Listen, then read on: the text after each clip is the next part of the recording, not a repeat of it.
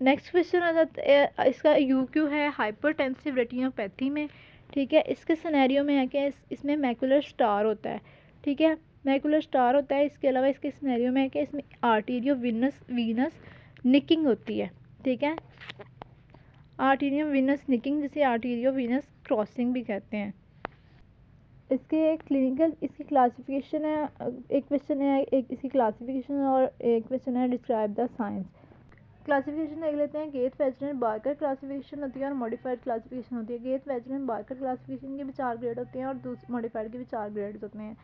गेथ Wegener Barker classification में grade 1 में क्या होता है कि आर्टरीज नैरो जाती है, जनरल, फोकल नहीं। ठीक है, किसी एक जगह पर नहीं, जनरली आर्टरीज नैरो हो जाती हैं। इसके अलावा जो लाइट रिफ्लेक्शन है वो ब्रॉडन हो जाता है और जो वेन्स हैं वो कंसील हो जाती हैं बाय आर्टरीज, जिसका मतलब एवी क्रॉसिंग। ठीक है, एवी क्रॉसिंग हो जाती, डिस्टर्ब हो जाती है। आर्टरीज की वजह से वेन्स बिल्कुल कंसील हो जाती है। ठीक है, पहले जनरलाइज नैरोइंग, आर्टरीज की नैरोइंग हो जाती है, आर्ट्रियल लाइट फ्लेक्स ब्रॉड हो जाता है, वेन्स कंसील हो जाती हैं। सेकंड आ जाता है ग्रेड 2।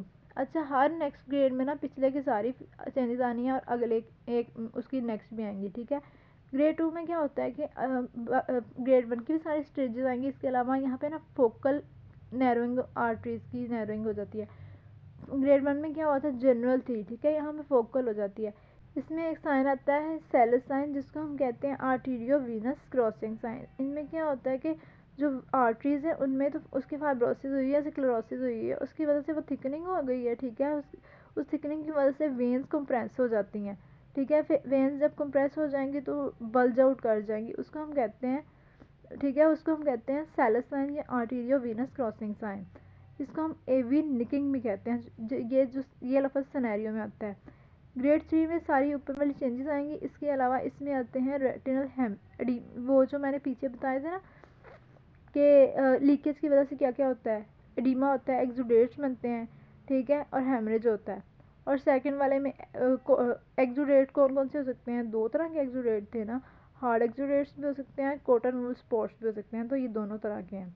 इसको हीरो से कर सकते हैं। ठीक है, इस एडिमा हो जाता है, एक्सुडेट होते हैं, कॉटन वूल स्पॉट्स बनते हैं और हेमरेज हो जाता है। इसके इसके अलावा इसमें ना इसमें कॉपर वाइट कलर अपीयरेंस आ जाती है आर्ट्रियोल्स की। ठीक है, ये याद रखनी है कि किस में कॉपर वाइट है और किस में दूसरी है।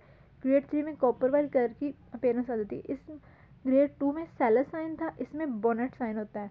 इसमें क्या होता है कि ना वेन्स उस ऊपर, सेलस साइन में क्या होता है कि वेन्स की कंप्रेशन बल्ज आउट कर गई थी। इसमें क्या होता है कि वेन्स जो होती हैं ना उनकी शेप चेंज हो जाती है। ठीक है, अब एवी क्रॉसिंग, जहाँ पर आर्टरीज और वेन आपस में क्रॉस कर रही है ना, वहाँ पर तो वो बल्ज आउट हो गई।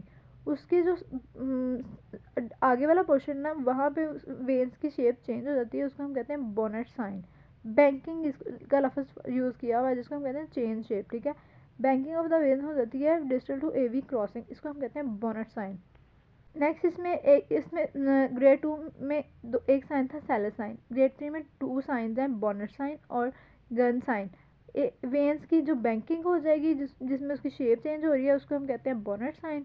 और अगर वेन्स की किसी जो एवी क्रॉसिंग की डिस्टल साइड पे बैंकिंग होती है, उसको हम कहते हैं बोनेट साइड।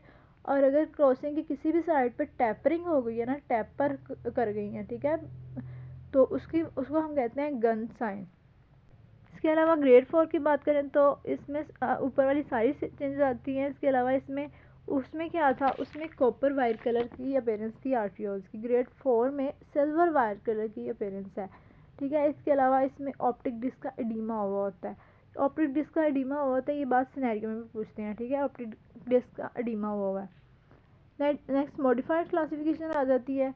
अगर तो आर्टीरियोस्क्लेरोटिक है ना, तो उसके लिए हम case Wegener and Barker classification use करते हैं।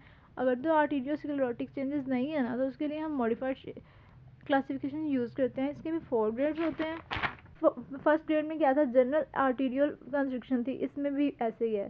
ग्रेड 2 में अबव चेंजेस और फोकल आर्टीरियोल्स, उसके सेकंड में भी फोकल आर्टीरियल नैरोइंग थी, लेकिन उसमें साथ में सेलस साइन भी आ रहा था। इसके अलावा ग्रेड 3 में बाकी सारी चीज़ें, और ग्रेड 3 में इसमें ग्रेड 3 में क्या था, रेटिनल हेमरेज, ग्रेड 4 में डिस्क का एडिमा है और ग्रेड 3 में रेटिनल एडिमा है, ये बात याद रखनी है। अब ग्रेड 3 में सेम ही है, रेटिनल एडिमा है, हेमरेज है, कोटल स्पोर्ट्स हैं और हार्ड एक्सुडेट्स है। हेमरेज की टाइप्स बताई हुई हैं उन्होंने, स्प्लिटर हेमरेज होता है और फ्लेम शेप्ड हेमरेज होता है। फ्लेम शेप्ड हेमरेज ये सिनेरियो में पूछते हैं। इसके ग्रेड 4 में बाकी सब कुछ होता है और जो ऊपर ग्रेड 4 में एक इजाफी था ऑप्टिक डिस्क का एडिमा, और इसमें भी ऑप्टिक डिस्क का एडिमा हो रहा है। मैलिग्नेंट हाइपरटेंशन क्या होती है, अगर तो हाइपरटेंसिव रेटिनोपैथी की वजह से पेपिलोडीमा हो जाए, जिसको हम कहते हैं बायलेटरल डिस्क एडिमा। अगर तो बायलेटरल डिस्क एडिमा है ना, तो उसको हम कहते हैं पेपिलोडीमा। तो अगर तो इसकी वजह से ये हो रहा है तो उसको हम उस सिस्टेमिक हाइपरटेंशन को हम कहते हैं मैलिग्नेंट सिस्टेमिक हाइपरटेंशन।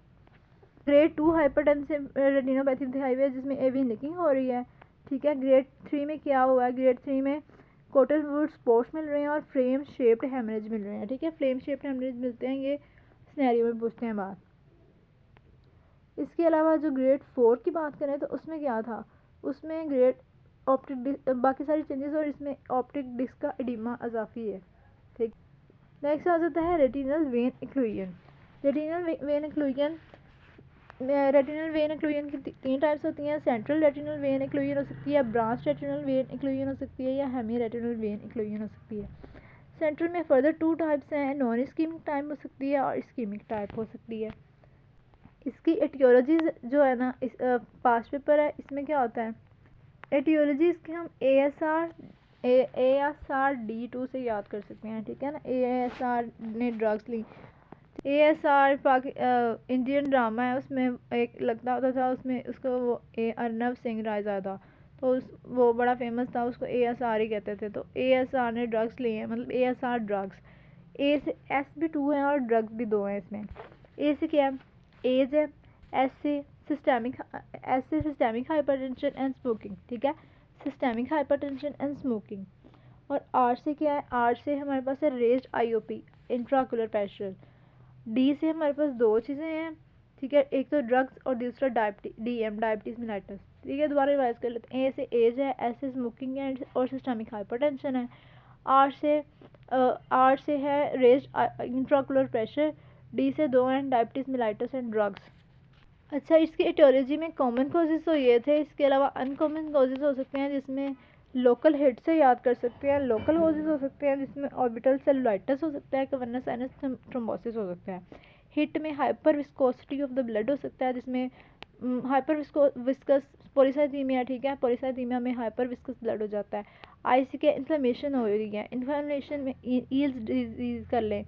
और टी से थ्रोम्बोफिलिक डिसऑर्डर हो सकते हैं जिसमें हाइपर होमोसिस्टिनीमिया बताया हुआ है, ठीक है। लोकल हिट, लोकल कॉजेज हो सकते हैं, hyper viscosity of the blood हो सकती है, इन्फ्लेमेशन हो सकती है और थ्रोम्बोफिलिक डिसऑर्डर्स हो सकते हैं। नेक्स्ट इसकी इन्वेस्टिगेशंस हैं, इन्वेस्टिगेशंस को हम याद करने के लिए ACEs एंजियोटेंसिन कन्वर्टिंग एंजाइम होता है ना, उसको हम ACE कहते हैं। तो AC of PSL Pakistan super league, ठीक है, पाकिस्तान सुपर लीग के लिए ACEs तैयार किए गए हैं। ई इसमें 2 हैं, ACEs ऑफ E, ठीक है, ए क्या है इसमें ऑटो एंटीबॉडीज़ हैं, ठीक है। ऑटो एंटीबॉडीज़ में कौन कौन सी है, एंटी न्यूक्लियर एंटीबॉडीज़ हैं, ठीक है, एंटी न्यूक्लियर एंटीबॉडीज़ हैं, एंटी DNA एंटीबॉडीज़ हैं, एंटी न्यूट्रोफिलिक साइटोप्लाज्मिक एंटीबॉडीज़ हैं, ठीक है। न्यूक्लियर के अगेंस्ट, DNA के अगेंस्ट और एंटी न्यूट्रोफिलिक्स, अन्ना अंका और एंटी DNA, ठीक है। ये एंटी ऑटो एंटीबॉडीज़ हो गई। और सी से क्या है, CBC कराएंगे। ई से 2 है, ESR कराएंगे और इसके अलावा इलेक्ट्रोफोरोसिस कराएंगे, प्लाज्मा प्रोटीन इलेक्ट्रोफोरोसिस, ये PSL में पी में भी डाल सकते हैं, इलेक्ट्रोफोरोसिस कराएंगे, ठीक, ESR कराएंगे और इलेक्ट्रोफोरेसिस कराएंगे। ई से ESR है और इलेक्ट्रोफोरेसिस है, ठीक है। AC ऑफ PSL, पी से हमारे पास है प्रेशर चेक करना है, ब्लड प्रेशर चेक करना है, ठीक है ना। और ऐसे हम शुगर लेवल चेक करना है, फास्टिंग भी और रैंडम भी। एल से लिपिड, ठीक है, ब्लड प्रेशर, शुगर और लिपिड। अच्छा, इन्वेस्टिगेशन जब भी आएंगी उसमें 2 तरह की इन्वेस्टिगेशन आएंगी, क्लिनिकल इन्वेस्टिगेशन भी आएंगी और लैब इन्वेस्टिगेशन भी आएंगी। ये है lab investigation, clinical investigation next बताती हूँ। और जब भी मैनेजमेंट का क्वेश्चन आता है ना, तो उसमें हमने मैनेजमेंट में इन्वेस्टिगेशन भी लिखनी होती है और ट्रीटमेंट भी लिखना होता है। तो इसमें सबसे पहले आ जाती है non ischaemic central retinal vein occlusion, ठीक है, वेनस स्टेसिस रेटिनोपैथी भी जिसको कहते हैं। इसके सिनेरियो में सिम्टम्स आते हैं, सडन ऑनसेट होता है, loss painless loss of vision होता है। इसके अलावा रेटिनल वेन्स डायलेटेड होती हैं, फ्लेम शेप्ड हेमरेज होता है। फ्लेम शेप्ड की जगह डिफ्यूज हेमरेज भी लिखा हुआ है क्वेश्चंस में। कॉटन वूल स्पॉट्स मिलती हैं और ऑल फोर क्वाड्रेंट्स में मिलते हैं, ठीक है। और मैकुलर एडिमा होता है। तो इसकी इन्वेस्टिगेशन में हम 3 कराएंगे, ठीक है। एक फंडस एग्जामिनेशन कराएंगे, FFA कराएंगे, वही ऑफ वाली है जो हमने डायबिटिक रेटिनोपैथी में की थी ना, OCT F फंडस एग्जामिनेशन, और दूसरा F है FFA funds fluorescence angiography.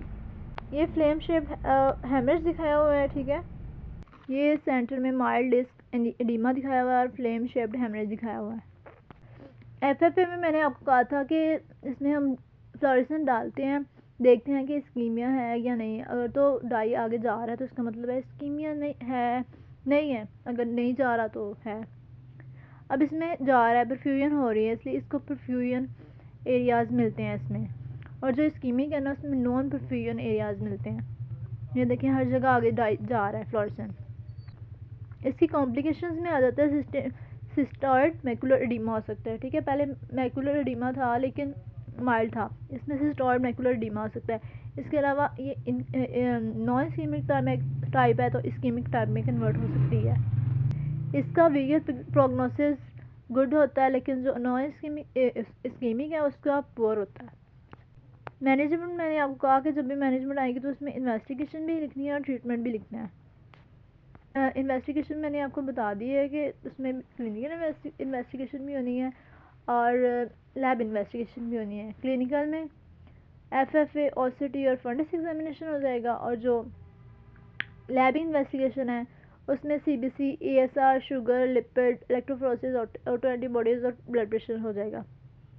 Treatment हम इसका 2 तरह का करते हैं, सिस्टेमिक ट्रीटमेंट करते हैं और अक्यूलर ट्रीटमेंट करते हैं। सिस्टेमिक ट्रीटमेंट में हमें रिस्क फैक्टर को कंट्रोल करना है और इसमें एंटी प्लेटलेट थेरेपी देनी है, ठीक है। रिस्क फैक्टर्स को कंट्रोल करना है, जैसे हाइपरटेंशन, जितने भी फैक्टर्स हैं उनको कंट्रोल करना है। दूसरा इसमें एंटी प्लेटलेट थेरेपी करनी है, एस्पिरिन वगैरह दे सकते हैं या इसके अलावा कोई एंटी प्लेटलेट एजेंट। अक्यूलर ट्रीटमेंट के लिए हम अक्यूलर ट्रीटमेंट है, इसमें हम एंटीबायोटिक्स दे सकते हैं, ठीक है, या वही डायबिटिक में जो किया था ना, एंटीबायोटिक्स दिए थे और स्टीरॉयड दिए थे। और ये दोनों चीज़ें, स्टीरॉयड में ट्राइएमसिनोलोन एसीटोनाइड, ठीक है ना। इसके अलावा इसमें लेज़र फोटोकोगुलेशन इफेक्टिव नहीं होती। इसमें हम इंट्राविट्रियल देते हैं, विट्रस के अंदर देते हैं क्या, एंटीबायोटिक्स देते हैं और ट्राइएमसिनोलोन एसीटोनाइड। ये ट्राइएमसिनोलोन एसीटोनाइड स्टीरॉयड है।